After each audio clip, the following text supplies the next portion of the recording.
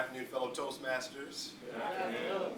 It's definitely a pleasure to be here today, and I have a little smile on my face. My mom called me this morning, and I don't know if you know my mom, but my mom was originally in hospice care. She had bone marrow cancer, and through the graces of the man upstairs, got out of hospice care and went into palliative care, which is a less rigorous care. And she called me this morning to say, Mark, I have graduated out of palliative care. So it's wonderful. I'm gonna get her a little gift. She doesn't know about it yet, but it was just a good thing, and she's doing great. And I just appreciate the time that I have with her. Just the phone calls is just important. And earlier today I was talking about names and the events that occurred in Orlando, and it really does, I would think, at least for me, give us just a moment to pause and think about family and the events that are occurring outside of our control. I mean, this is really kind of the new normal. I hate to say that, but it is kind of the new normal. And for me, it's not about the type of terrorism or labeling the terrorism this or that. Bottom line, it is terrorism, period. That's just my perspective, no matter who is holding the weapon. And that led me to really kind of think about what I can do. I listened to a gentleman on the radio by the name of Joe Madison, and one of the things he really stresses about life and things that are going on around us is, what are you going to do? You can call me all day. I mean, he's a radio show guy. And he says, you can call him all day long, but what does that do? I mean, are you calling your senator? Are you calling your representative to make changes? I mean, the question is, what are we going to do? What can we do to make a change? I mean, it's easy to complain. I mean, I do it. Don't get me wrong. It's easy, but the question is, if you see an issue, whether it's this issue that's gone on here recently or some other issue in your neighborhood or in your life, what is your plan? And it's just something to kind of think about. Yesterday I was at work, and I mentioned this to my boss, and he was very receptive to it. And I tell you this from the perspective is I want all of you to hold me accountable to this, because this is something I mentioned to him that I wanted to do, and I want to follow through with that. But a lot of times we aren't held accountable. And when we put it out there, see, I think if we put out there what we want to do, people will ask us, hey, Mark, what about that thing you mentioned you were going to do? How's that coming? And it holds us somewhat accountable. So I mentioned to him that what I want to do is, and again, this is related to the incident that has happened here recently, is to do a class on, how can I say this, what we would do in the event that we heard gunfire coming our way. Okay, we all probably work in offices, and maybe we haven't thought about this, but what would you do if you hear gunfire coming your way? And my goal is this: is we don't have any control over what someone comes. We don't have any control over that.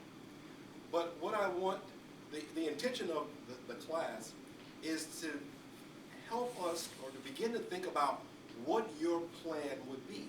Because what happens many times if that were to happen, people freeze. And they freeze many times because we haven't thought about what we might do in that situation. So just for a moment, I want you to think of yourself maybe at work, at your cubicle, at your office, and you were to hear gunfire coming your way. What is your plan? And again, each of us can have a different plan. Do you know how to, first exit, or maybe you want to hide, or maybe you want to run?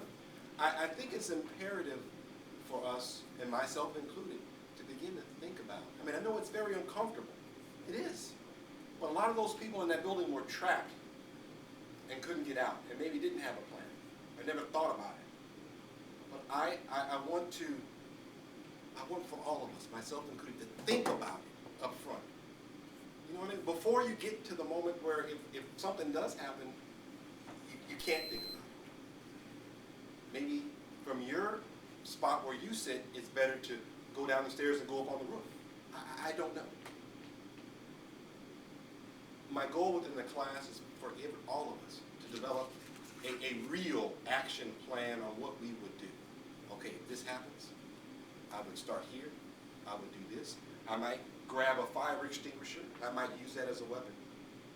I mean, these little things, I think is imperative for all of us, because this is our new reality. Think about what you would do. You personally, not me, not her, what you would do. Maybe your plan is to hide. And again, I'm just throwing this out there. What would you do? And I think if we just think about it, not saying that's what we would do, but I'm always wondering, if we have a thought, it's less things we have to do in the event of an emergency, or in the event we have to think about it. I was reading up on this situation, and you would think one of the obvious things would be to pull a fire extinguisher. That's the worst thing you could do, because what that would do is bring people into the hallways, and if there was a gunman, it would make it a lot easier for him or her to mow people down even more. That's just one thing. So I'm telling you this at this point in time, not that I want you to do anything today, no, because the onus is on me. I put myself in a position where I want to do just a small class where we go over that. And when you get your plan, Raj, when you get your plan, Lily, you bring it to all of us, and we're going to say, okay, well, what about this, Lily? Well, what about that? Well, what about this? And you do the same to me. Maybe we can make our plans a little better. But I think it's imperative for us to think about our plan. Whatever that plan is, I don't know. Just to begin to think. Because when you walk into a building, or you walk into Walmart, or you walk into a theater, you should have a plan on what if someone comes up in here with X. What would you do? And when we walk into that building, okay, there's a fire extinguisher, I can get out here. That's just where we should be. Walking the wall, okay, all right, use this. I mean, then you go on and do your thing. But you have thought about it beforehand. I think it's imperative for us to think about our new reality. Mr. Toastmaster. Thanks, Mark. So yeah, again, this is a last meeting speech. So, but it sounds like